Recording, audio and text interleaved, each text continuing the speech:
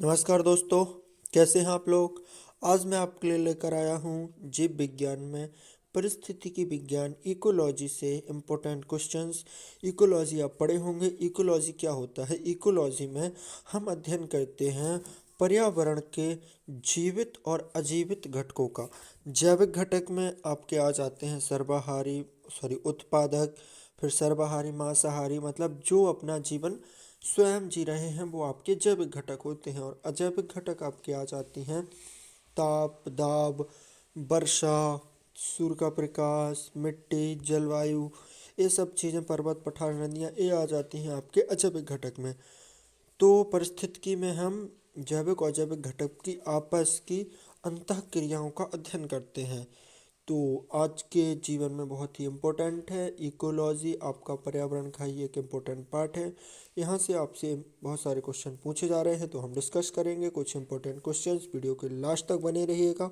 और अगर पहली बार चैनल पर विजिट किए हैं तो कृपया चैनल को सब्सक्राइब भी कर लीजिएगा। तो चलिए शुरू करते हैं।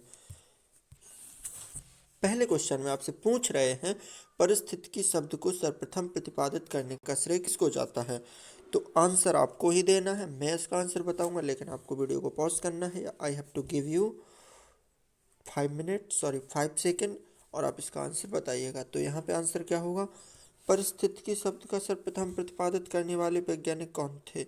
तो वो थे आपके रिटर। परिस्थितिकी शब्द को सर्वप्रथम प्रतिपादित करने वाले वैज्ञानिक थे श्रे रिटर, जो कि क्या है, एक जीव विज्ञान की शाखा है जिसमें मैंने बता दिया जैविक अजैविक घटकों का अध्ययन किया जाता है। Next question. परिस्थितिकी निम्नलिखित के बीच परस्परिक संबंधों का अध्ययन है किसका? जीव, वातावरण, मनुष्य, वन, मृदा, जल, पति, पत्नी। तो ये है आपका जीव और वातावरण के बीच का अध्ययन। ओके, इसको बोलते हैं इकोलॉजी। ऑटो इकोलॉजी का अभिप्राय क्या है? ऑटो इकोलॉजी का मतलब है व्यक्तिगत जीवधारी का परस्परिक अध्ययन। क्या होगा इसका आंसर? व्यक्तिगत जीवधारी का पारस्परिक अध्ययन। ऑटो का मतलब होता है स्वयं। जब अपन किसी एक विशेष जीव का अध्ययन करते हैं, उसके आसपास के वातावरण का अध्ययन करते हैं, उस जीव का अन्य जीवों के साथ संबंधों का अध्ययन करते हैं, तो उसको बोलते हैं ऑटिकोलॉजी, स्वपरिस्थितिकी। Okay, next question. पारिस्थितिक तंत्र शब्दावली किसने प्रस्तुत की थी? ये दिया था आपके टेंसले ने। यानी जो इकोसिस्टम वर्ड है, इकोसिस्टम वर्ड ये किसने दिया? इकोसिस्टम शब्द दिया था हमारे वैज्ञानिक टेंसले ने। और इकोसिस्टम का तात्पर्य ही होता है जीवधारी और उसके आसपास के वातावरण के पारस्परिक अध्ययन या उनकी अंतःक्रियाओं को इकोसिस्टम कहते हैं। चलिए नेक्स्ट क्वेश्चन। निम्नलिखित में से कौन सा एक परितंत्र शब्द का सर्वोत्कृष्ट वर्णन है? मतलब परितंत्र, उसी को बोल दो इकोसिस्टम या पारिस्थितिक तंत्र, एक ही बात है। ये इकोसिस्टम शब्द को सबसे अच्छे से कौन वर्णित कर रहा है?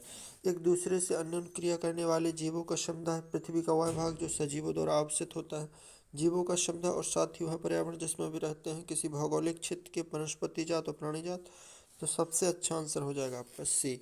आपको 4 ऑप्शनों में से सटीक एंड एक्यूरेट आंसर को चुनना होता है, तो सी इज द राइट आंसर।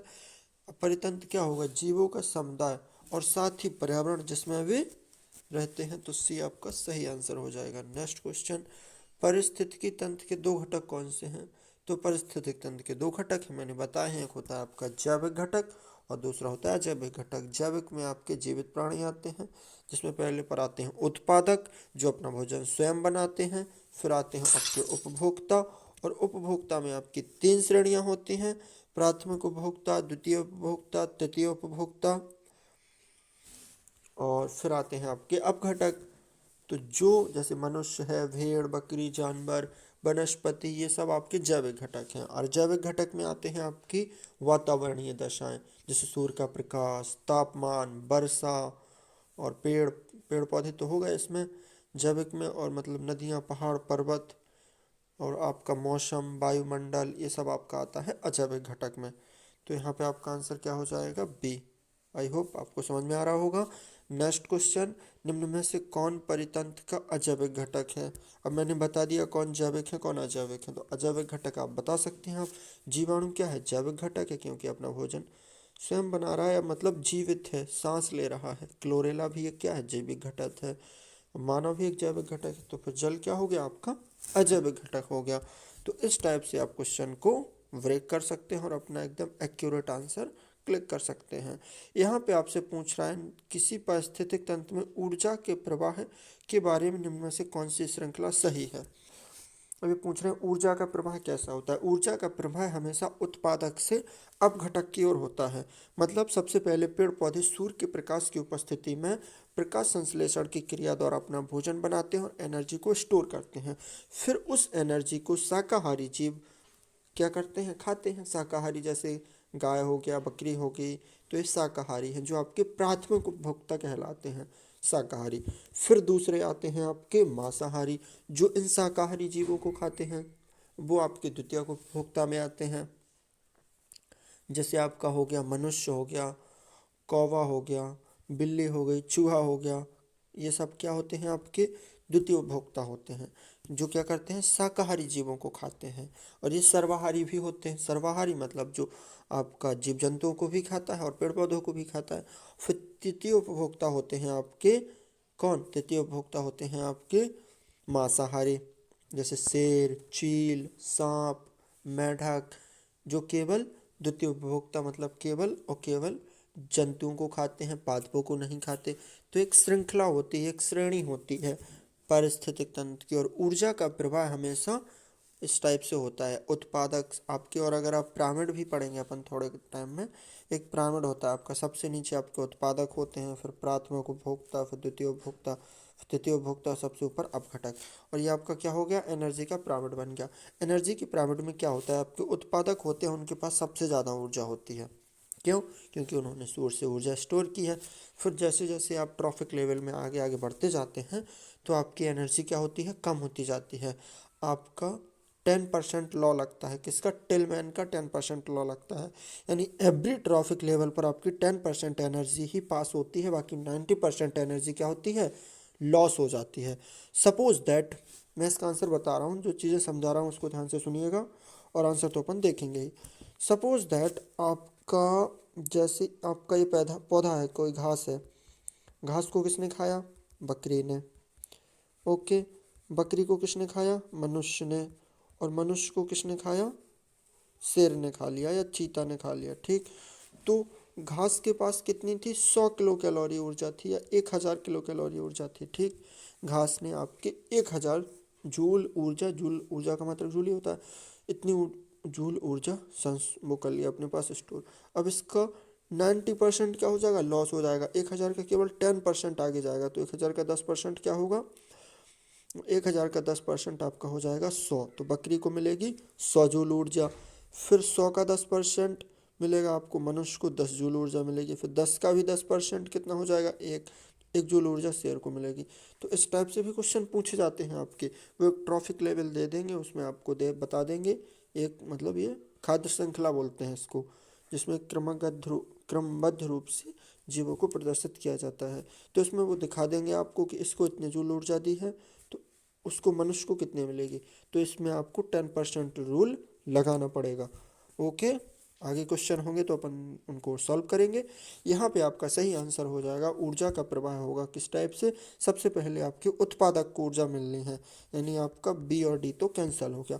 उत्पादक के बाद आपके मिलनी है उपभोक्ता को, देन अपघटक, यानी उत्पादक से अपघटक की ओर ऊर्जा का ट्रांसफर होता है। तो यहाँ पे आपका सही आंसर हो जाएगा सी, उत्पादक देन उपभोक्ता देन अपघटक। और सबसे ज़्यादा ऊर्जा आपकी उत्पादक के पास होती है। और इसके अपोजिट,